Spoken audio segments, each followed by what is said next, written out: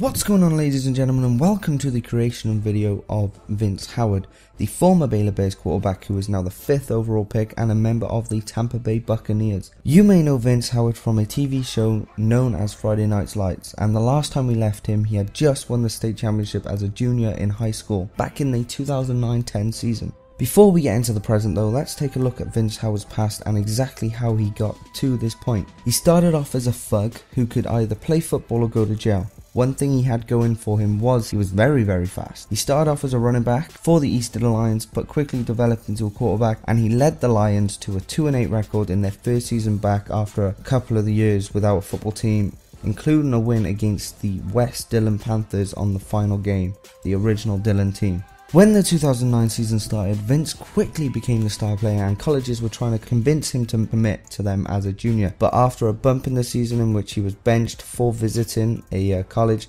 Southern Methodist and Oklahoma State retracted their offers. After all that, he managed to regain his head and lead the Lions to a 9-1 record in the regular season, and he actually led them all the way to state, in which they won with a final Hail Mary. The last time we saw Vince was at the beginning of the 2010 season, in which he was seen in a Dillon Panthers uniform as the quarterback of the new Dillon super team, which is the best of the Lions and Panthers combined. This is where it becomes like, what happened next? Well, in my world, Vince leads them to an undefeated 10-0 regular season and leads them to state, but Vince is forced to miss state because he actually suffered an injury in the semi-final. They lost state against the Mart Panthers 30-14, and the Mart Panthers were actually the winners of the Texas High School State Championship that year. That was a little bit of research done, so yeah. Coming out of high school, he was a 4-star recruit with a chip on his shoulder though, because of his attitude, his personal record, and the injury he actually sustained. Many colleges were a bit hesitant about giving him a scholarship, but there was one coach who would always trust Vince, and that was Coach Eric Taylor. As last seen, Coach Taylor was the coach at Frankford High School in Philly, and Tammy Taylor, his wife, was the dean at Temple. But after a year away from Texas, they decided they would move back because they became homesick if they had some security,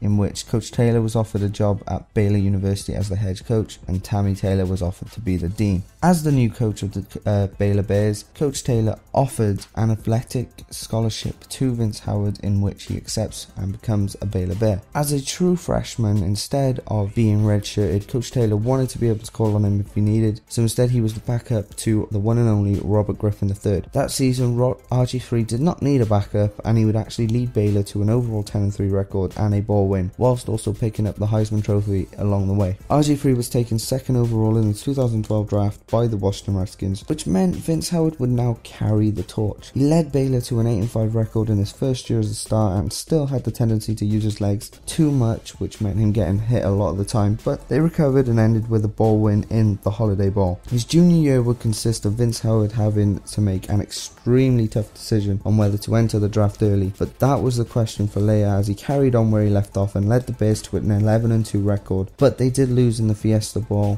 which was unfortunate. But Vince Howard was also the runner-up to Jameis Winston for the Heisman Trophy, and he did decide to enter the draft after a long talk with Coach Taylor, who also decided it would be for best, as he was expected to be a top 10 overall pick. But many people had fellow Texas QB by the name of Johnny Football going before him. With the draft approaching, Vince Howard exceeded expectations and made a statement that he was no joke at the combine, where he measured at 6'3" and 220 pounds, 33-inch arms and 10-inch hands, and a 440-yard dash, 39-inch vertical, and a 10-foot broad jump. Stats that were extremely similar to RG3, showing exactly who he was coached by and how well he was coached. Now, as saw in the promo, I decided to fictionalize the draft, and with this I decided I would change it so the repercussions of the Tampa trade would actually change the outcome of the first round. Not too much, but a little bit, so you know, make it more exciting. All the players who actually got drafted somewhere other than their original team will be changed to that new team for this franchise mode, to make it as authentic as possible, to see what if Vince had actually entered the draft. First pick was obviously still going to stay to Jadeveon Clowney. I was going to change it to Johnny Football, but you know, I decided to stick with Clowney because I couldn't like back up the fact that they didn't choose Clowney, you know. So then Robertson still went to the Rams, Bortles for the Jags, and Watkins for the Buffalo Bills. So in the promo, as you could see, all four of them stayed the same, and then it was actually Bucks came in, who traded Mike Glennon 2014 first and 6th round pick to jump up 2 spots and draft Vince Howard at number 5. Atlanta still took Matthews, and Oakland, now at 7, still took Khalil Mack. Minnesota 8 decided against trading Cleveland and moving back to the number 9 spot, but instead took Justin Gilmore. With this happening, Cleveland lost their choice and decided to trade. Bucks then came in to trade their 1st and 2nd round pick of 2015 to get the number 9th overall pick, in which they took Mike Evans, their original number 7 draft pick, to get another weapon for Vince Howard. Detroit still took Ebron, Titans still took Taylor Lewin, and Giants still took Odell Beckham. None of that changed. St. Louis actually took Donald in the original draft, but in this draft, Cleveland decided to trade up and take the number 13 spot and draft Johnny Football, with talks that Dallas were ready to jump up and get him at number 14 if he was not taken by St. Louis. So Chicago then still went with Fuller. Pittsburgh decided to stay in state and take Donald, who hadn't been chosen from the Rams at 13. Dallas ended up having to go with Martin after Johnny got taken, which was their original draft choice anyway. I just wanted to put that little storyline in. Baltimore still took Mosley. Jets stayed with Pryor. Miami took James. New Orleans still took Cook with the pick from Arizona they got. Green Bay still went with Haha, and Philly, now at 22, after Cleveland didn't trade up to get them, they actually took the free-falling Anthony Barr, who fell from